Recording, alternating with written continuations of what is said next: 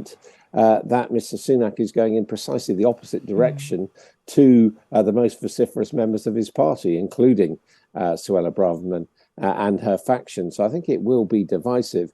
And one other point I would make is that, look at this from David Cameron's perspective. This is a generous gesture, frankly, by Rishi Sunak. What's the USP of the man? What is the thing that he will bring to the party that nobody else within the Conservative Party could bring?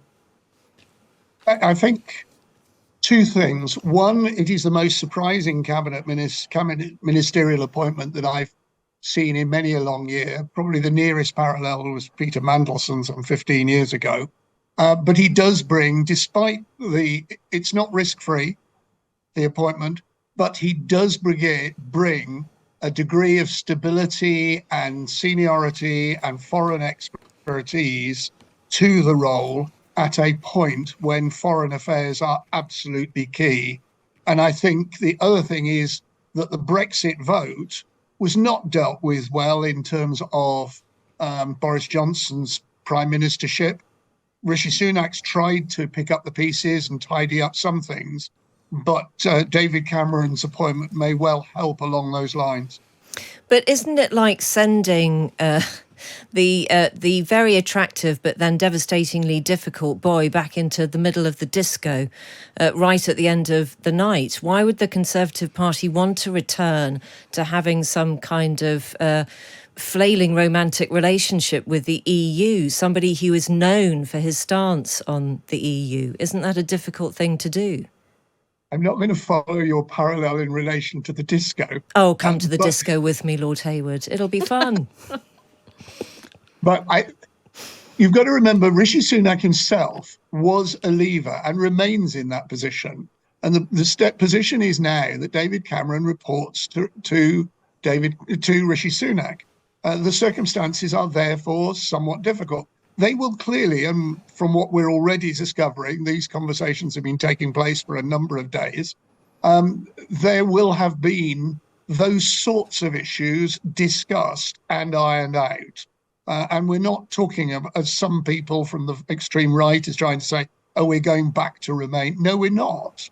And I speak as somebody who voted Remain. But the relationship between the two is very different now, and the circumstances are different. Yeah, and of course you're right. All of these things will have been discussed in depth. You know, there will be nothing that hasn't been talked about before the announcement of this morning.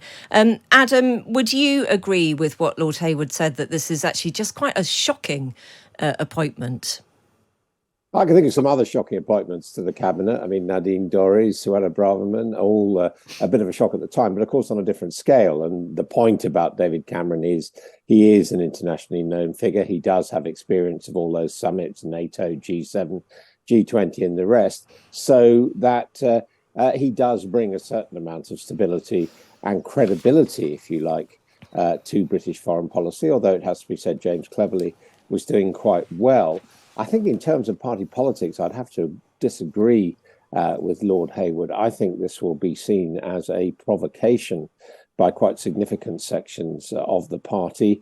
Points already being made about all four of the top jobs being held by people who went to private school. Then on top of that, you've got the fact that not just David Cameron was a Remainer, so was the Chancellor, Jeremy Hunt. So it looks as if in terms of balancing his government, that Mr. Sunak is going in precisely the opposite direction to the most vociferous members of his party, including Suella Braverman and her faction. So I think it will be divisive. And one other point I would make is that, look at this from David Cameron's perspective. This is a generous gesture, frankly, by Rishi Sunak, because David Cameron has clearly been struggling to find a role. His business career, of course, went in with Lex Greensill and was not a success, still subject to public investment. He actually set up an investment fund in China based on the golden age in China. That has had to shut down.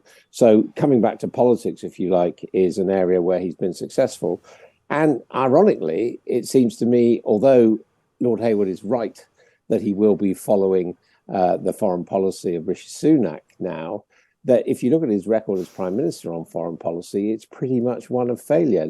The Libya intervention, where Barack Obama ended up calling it, in his words, a shit show, and blamed David Cameron for taking his eye off the ball. We had the vote on where David Cameron wanted to punish the use of chemical weapons by the regime in Syria, the Assad regime. He called that hastily and then lost the vote, partly due to the behaviour of Ed Miliband. And then there was Brexit, which, whatever you think about Brexit, he wanted to go the other way. He was the leader of the Remain campaign, and they lost. So probably if you're looking for a positive in his foreign policy record, it would be that he did start the rearmament of the Ukrainian army through training, which, with hindsight, displayed considerable foresight. Yep.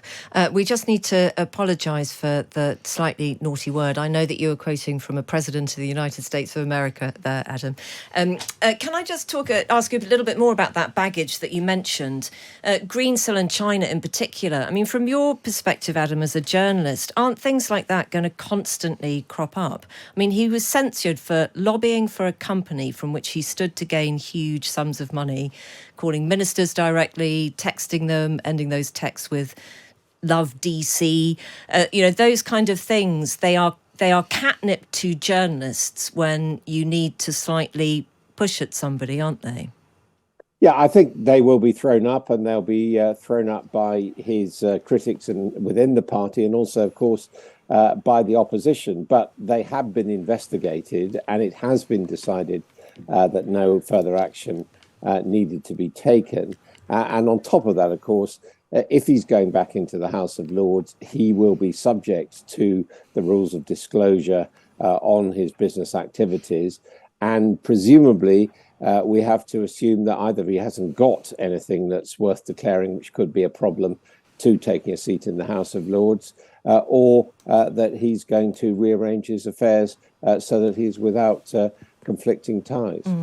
Lord Hayward, what do you think about the point about his baggage? Are you at all concerned? I mean, let's leave Greensill. Adam's made some good points there, but if we just looked at David Cameron's links with China, will they not come back to bite him on the bottom a little bit? I mean, he was definitely friendly towards a state that the Intelligence and Security Committee now says we have been slow to realise how dark the forces are. Please call me Robert.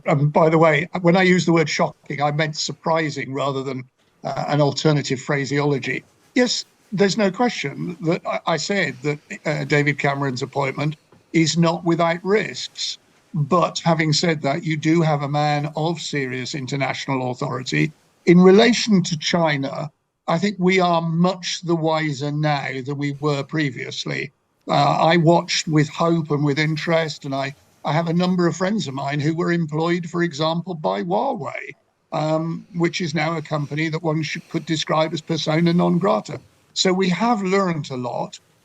We've failed to bring the Chinese round. And under those circumstances, we have to operate in a different course. And I'm assuming that has been that and the baggage associated with Greensill and the others that Adam quite rightly identified, whether it be Libya or China, are things that must have been discussed before Rishi Sunak actually finally offered him the job.